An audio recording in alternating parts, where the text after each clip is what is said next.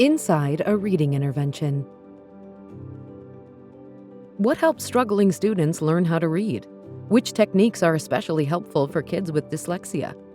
This video gives an inside look at a structured literacy intervention for grade schoolers and middle schoolers. 90-second overview.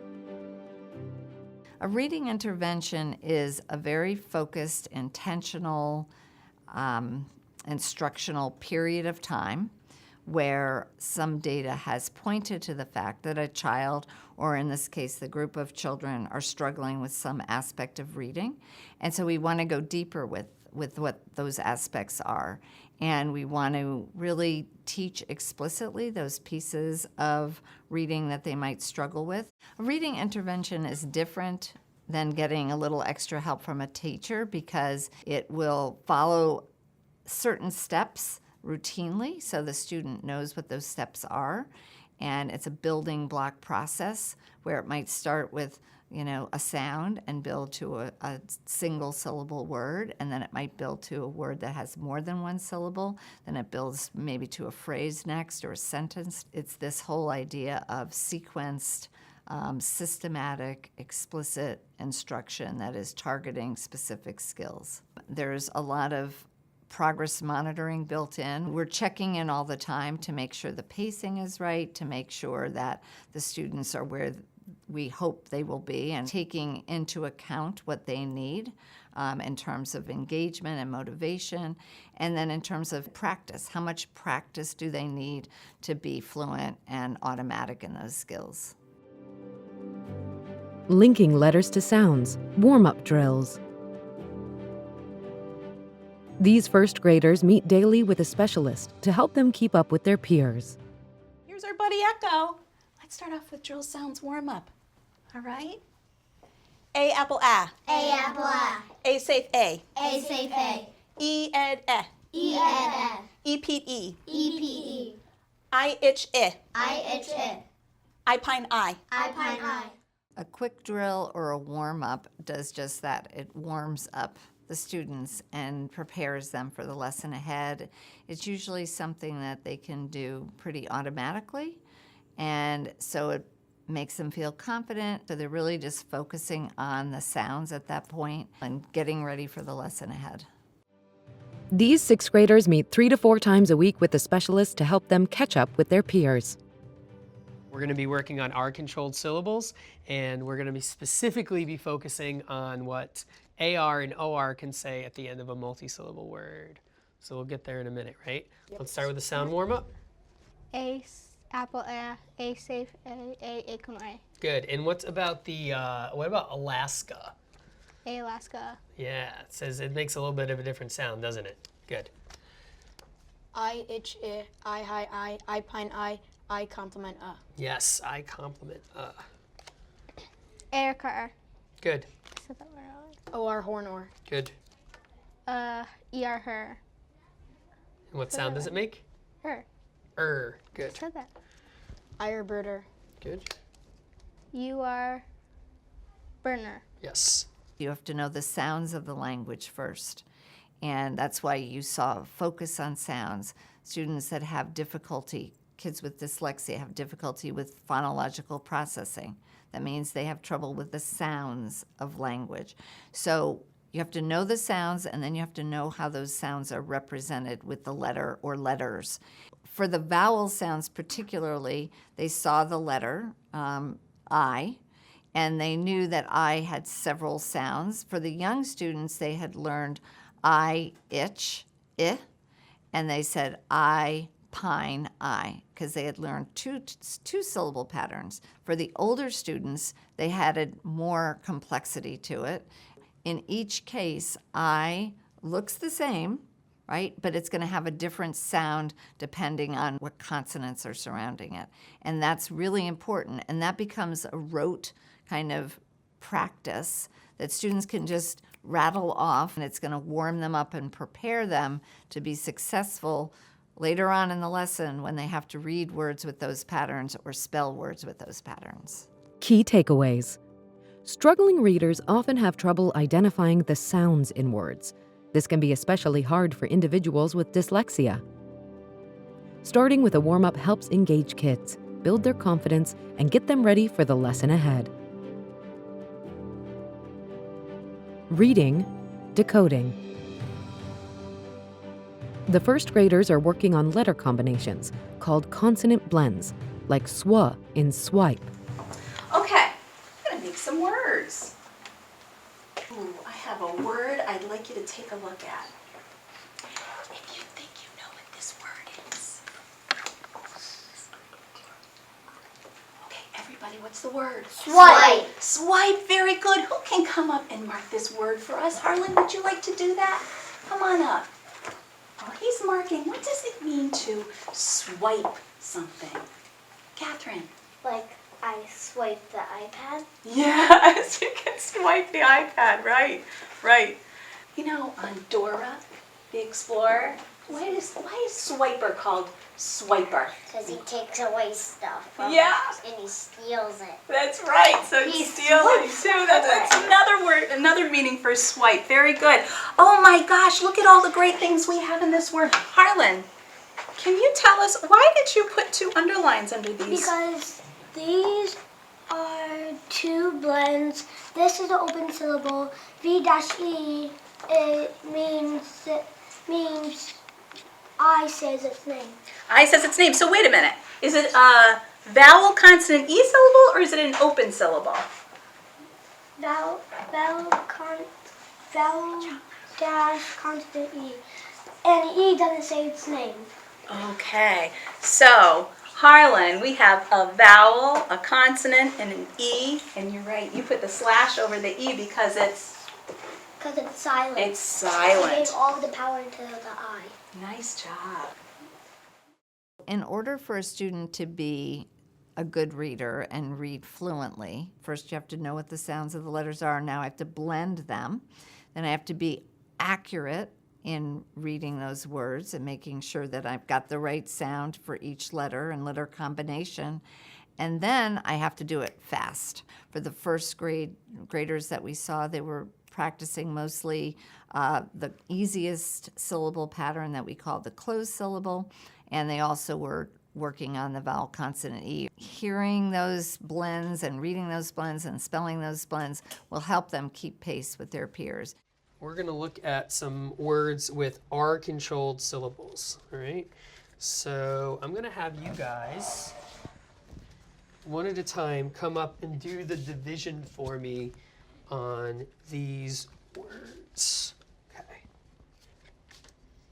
So Naomi, you're going to come up and you are going to read the word and divide it. Go ahead. Stealer. Where would you divide it first? First, go ahead and do it with your hands.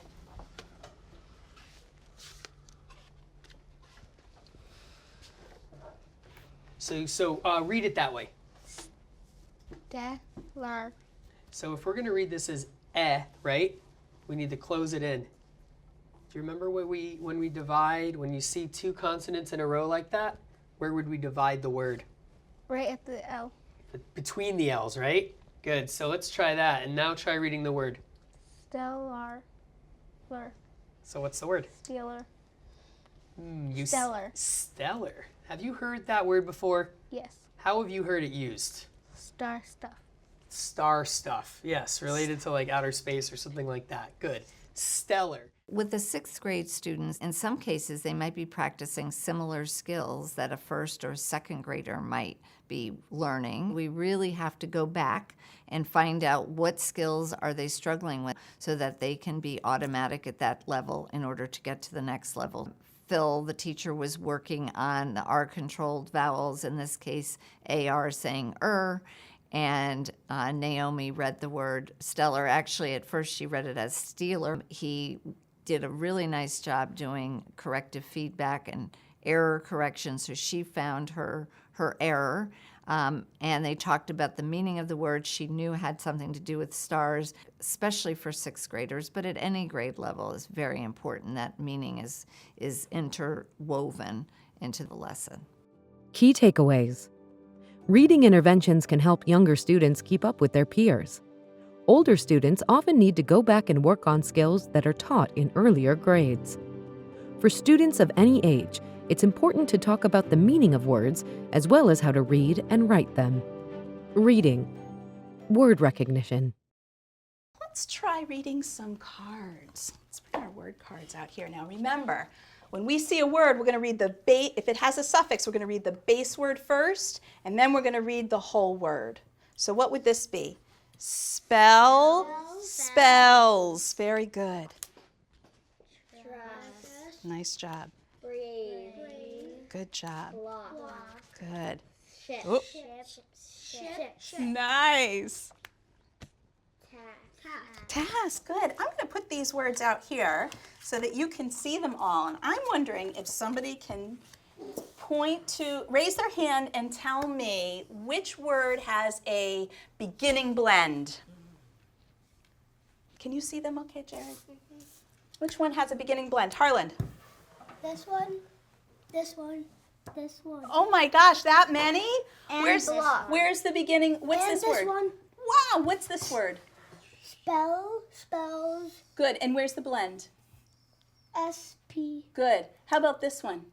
Trust. TR. Good. Block. BL. Yeah. Brave.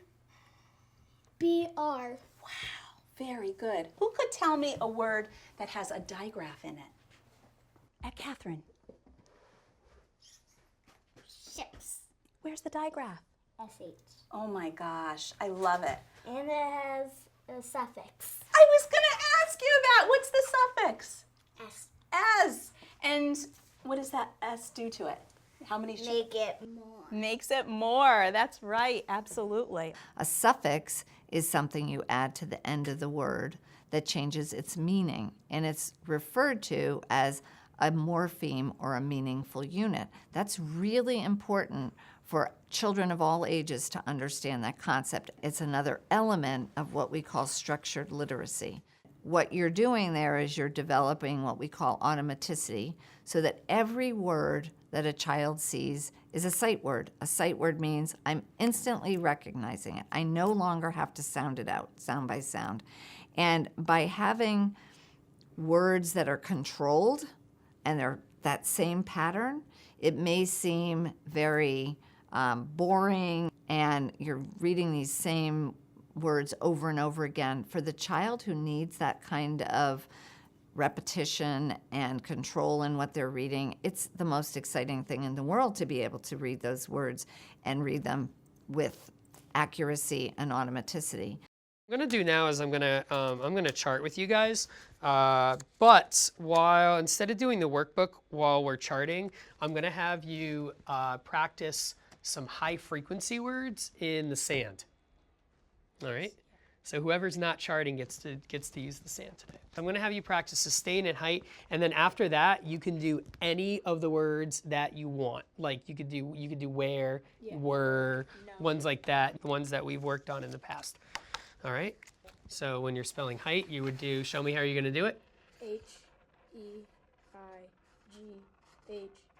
Good, and then can you say the word when you're done? Height. Excellent. All right, and that's how I want you to do it. So we're going to practice some words. You ready? Splendor. Excellent, good. What does the OR sound like? W. Or. No. So you think it should sound like, right? But when we say you said it, you said the word right away. Splendor. Yes. What about that word? Nectar. Nectar. Good. Hummingbirds drink. New. That's what hummingbirds drink. Okay, here. I want you to track with your pencil while you're doing your charting today, okay? Go ahead. Paper. Candor. Good. If you get stuck, you can scoop. O. Okay? Vigor. H. Lunar. Lunar. Glamour. T-H-O-U-G-H-T. Thought. Stupor. Good. Valor. W. Tumor. R. Manner. E. Error. Vigor. Mentor. Mentor. Mm-hmm. N. Venture. W. No. Projector. Projector. And master. Good. I want to go back to one word here. Can you very lightly with your pencil scoop this into the syllables? Tenor. Good. Say it again. Tenor. Tenor. K. Tenor. Tenor. You got 14 out of 15 words today, okay? You saw Phil in this video with the 6th grader was charting their progress and basically informally watching and noticing how well they were reading and looking at accuracy rates to know if it was okay to move to the next level or if he needed to reteach. It's a very important step to do to make sure that the students have mastered before going on to the next step. The 6th grade teacher had one student practicing the high frequency words with the sand while he was charting the progress of the other students. Doing that multisensory application is going to help make the information stick. I'm going to see it in different fonts. I'm going to see it in different sizes. I'm going to practice writing it in the sand. I'm getting some feedback on my fingers when I do that. You also have the tactile when you're moving the tiles around and going up to the board and actually touching the letters and moving them apart. All of that is really in the interest of engaging the student and getting them to use all their senses to bring all this information together. Key takeaways. Students with dyslexia need a lot of practice to recognize words instantly. Engaging multiple senses builds connections and can help the information stick. Teachers monitor students' progress to see if they're ready to move on to the next skill. Reading.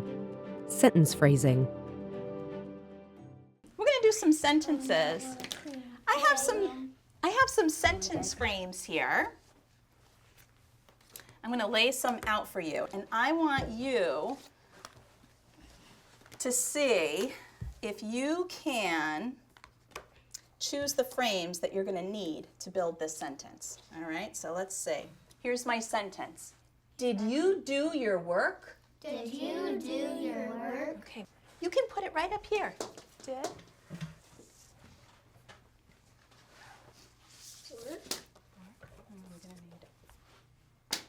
Nice job. Okay. Wow, that was great. Okay. And of course we need this over here. Why do we need this frame over here, Catherine? Because it has to be capital. Has to be capital. Oh my gosh, why did you choose this one over here? Because the mystery. Oh, it's a mystery mark. That's right, a question mark. Good. Oops. Okay. So there's our word work. So what word did I circle? Work. Work, absolutely. Okay. Let's write work again over here. This is our word, work. Can we tap out work? Let's do it. Elbows up. Where is this word tricky? Because there's. Where is this word tricky? Oh, let's see. Sophia, what do you think? Where's that word tricky? Is it here? Is it here? Yeah. Bossy R. It's a bossy R, that's right. And usually we know that O-R, horn or. But in here it sounds like that's tricky. Did the trick word, I think. I think you're right. It is. We got to add this word to our trick words. Good idea. And over here, is this tricky? No. No, it's really this part right here that we have to remember is a little bit different. Let's spell it together, everyone. Can I have all your eyes over here? W-O-R-K. You saw the children tapping the sounds. For students with dyslexia, it is incredibly important that they first hear the sounds and they can separate the individual sounds. You have to get to the next step, which is reading those words as part of meaningful phrases and sentences. So that's where prosody comes in. Prosody just refers to being able to group the words into those meaningful phrases and do it with some intonation. Reading the punctuation marks, knowing that the question mark signals my voice is going to go up at the end. I want you guys to read the sentences silently, and then we're going to read through them aloud, okay? Maddox, can you grab your pencil over there? Because I want you, as you're reading silently, I want you to be thinking about how you're going to do your phrasing too. All right?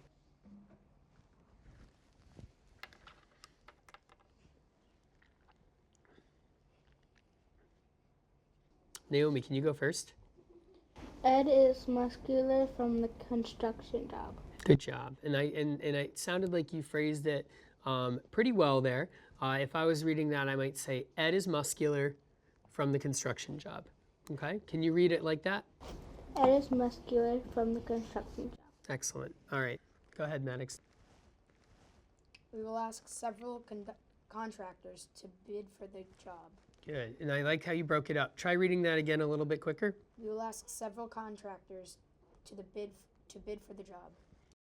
In the case of the 6th grade group, they read sentences, but each sentence had meaning in and of itself, and the teacher could ask a question about the sentence that the students read to make sure that they were accurate, automatic, and making meaning by reading those words prosodically, meaning phrasing them and intonating the way the sentence would be read to make the best meaning of them. Key takeaways. Reading sentences involves grouping the words into meaningful phrases. Phrasing and intonation help kids understand what they're reading. Spelling and writing, linking sounds to letters. Okay, I'm gonna move to some spelling. Okay, you can take out your magnetic boards and tiles. All right, Echo's ready. Are you ready? Mm-hmm. Here we go. Okay, what says W? W. Oh, Echo. What says W? W. Did everybody echo? What? I think you got it. I think you got it. Wow. There's two. There's two? What? What says W, Harlan? WH was a what, and W and what. That's right. Nice job. I like how you're saying the keywords too. Okay, how about this? What says, everybody ready to echo? What says eh?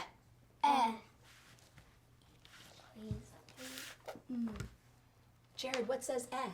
E and eh. I love it. Okay, you can put it back. Okay, let's try a word now. What says blend? Blend. Okay, now before you build, let's put up our, good. Okay, very good. Let's spell it away. B L help you. In a structured literacy lesson, you're going to, we started with the quick drill, the warm up, and then we went from the letter to the sound in reading, and we're decoding or blending those sounds. Now we're going to flip it, and we're going to go from the sound to the symbol. So we started with the small chunk again. We said, the teacher said, what says eh? And the students responded, E said eh, or they pointed to the tile, E says eh. And they did that first at the sound level, and then they built to the word level. It's the same words they were reading, but now we're going to spell them. In spelling, I have to consider there may be different ways to spell those patterns. It's a lot harder to spell for most students with dyslexia. First, they have to hear them accurately. You saw echo. Echo was that cute little owl that prompted the students first to say what they heard the child or what the teacher said. Those are very important elements and principles of explicit instruction. And we're going to switch over to the whiteboards, okay? Our focus today is at the end of a multi-syllable word. So what are our options for that? AR and OR. Are there any others? ER. Yeah, we could use ER too at the end. Which two could we use with nouns? Noun. Things. Like contractor or doctor. OR.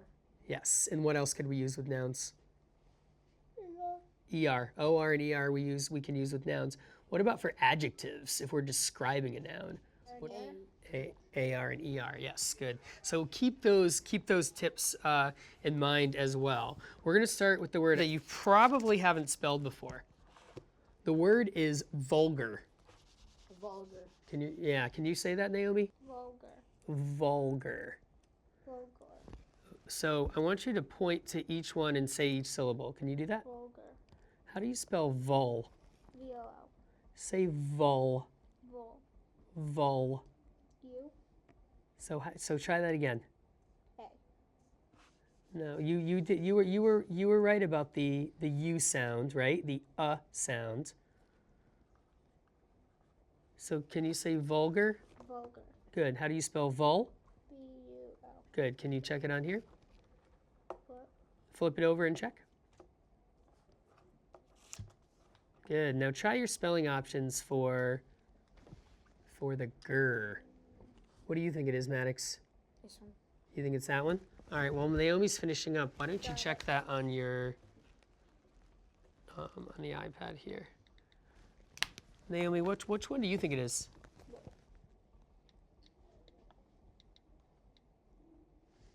It's AR. So it might have been helpful if I told you it was an adjective, right? It means like really, really offensive or gross. Keep that in mind. It's vulgar is an adjective, so we use our AR spelling option. Nice job. In the 6th grade example, where again we were doing the reverse, they were spelling words with the sound, and they had to figure out what was the correct spelling. But even in the syllables where they might have been more secure, for example, in vulgar, vul is V-U-L, but the student had trouble spelling that, and the teacher called the student's attention to what sound do you hear in the syllable vul, and then she had to isolate the sound and recognize that it was the spelling U. And so all of that scaffolding is very purposeful and very explicit in getting the student to be successful. Key takeaways. Each lesson shifts from reading words with certain sounds to spelling words with those same sounds. For most students, spelling tends to be more challenging than reading. Having kids say the word before spelling it helps the teacher make sure they're hearing all the sounds in the word. Spelling and writing. Grammar and proofreading. All right, I have a sentence for you. Beth did the work. Beth did the work. Good. Can you write that?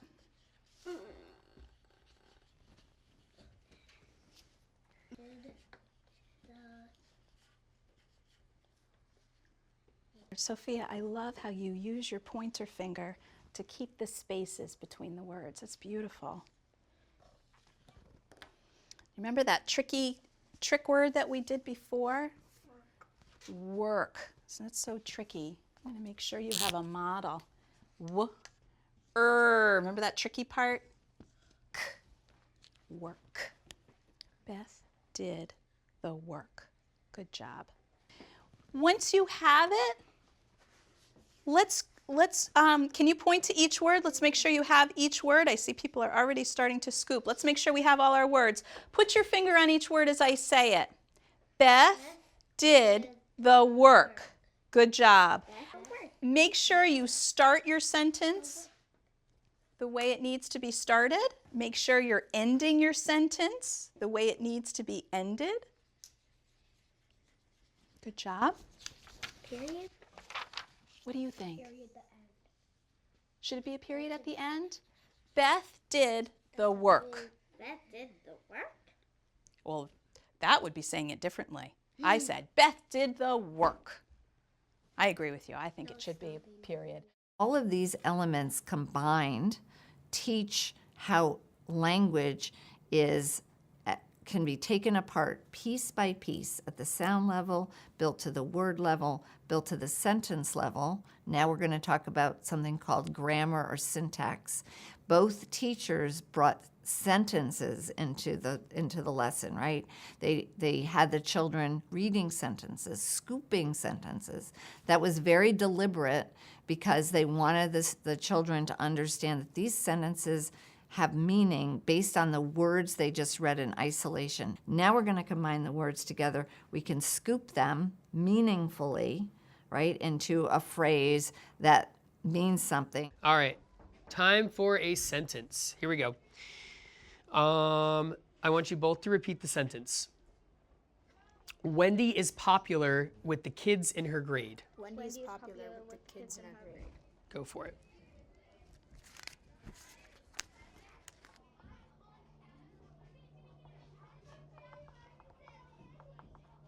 All right, I'm going to repeat it one more time and you can check. Wendy is popular with the kids in her grade.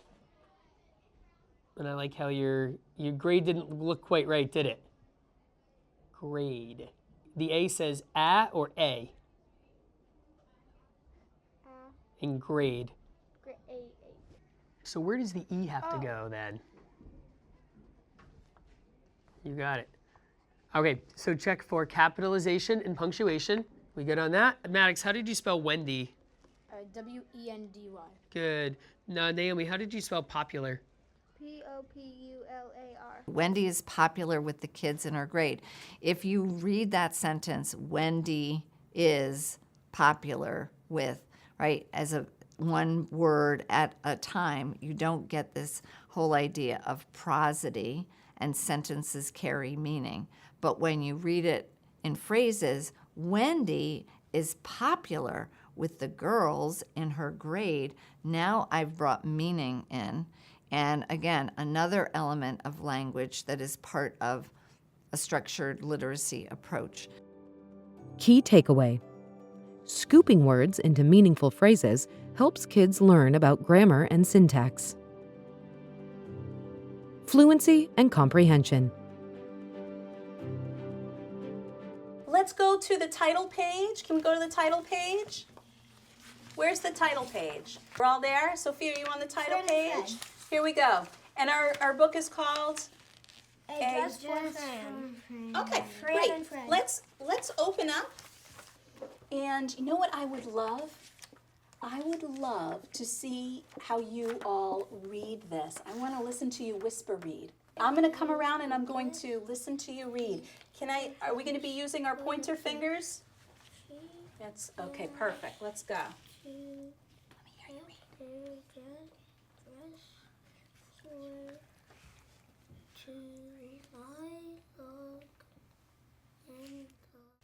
Okay, wherever you are, can you stop? And I want to bring you to this page, page 4. Can everybody turn to page 4?